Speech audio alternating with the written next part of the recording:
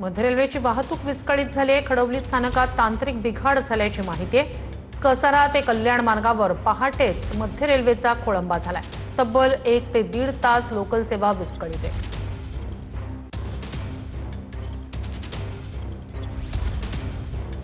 अधिक या सगळ्या संदर्भात जाणून घेऊया आपले प्रतिनिधी निवृत्ती बाबर यांच्याकडून। निवृत्ती, आत्ताचे अपडेट्स काय आहेत? नक्कीच मध्य रेल्वेची वाहतूक पहाटेपासूनच विस्कळीत झालेली आहे।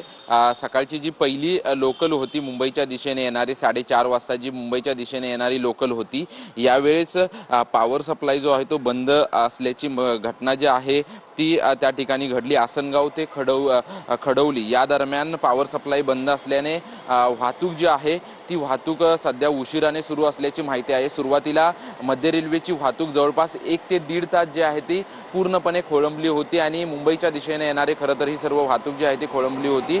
मात्र आता 15 ते 20 मिनिटं जी आहे ती मध्य रेल्वेची वाहतूक उशिराने सुरू असल्याची माहिती आहे। रविवारच्या दिवशी मध्य रेल्वेवरती माटुंगा ते मुलुंडच्या दरम्यान मेगा ब्लॉक घेण्यात आलेला आहे। मात्र तरी देखील रविवारच्या दिवशी अनेक बाहेरचे नागरिक मुंबईमध्ये येत असतात, त्यामुळे कुठेतरी त्यांना या मध्य रेल्वेच्या वाहतुकीचा जो आहे तो फटका बसलेला आहे।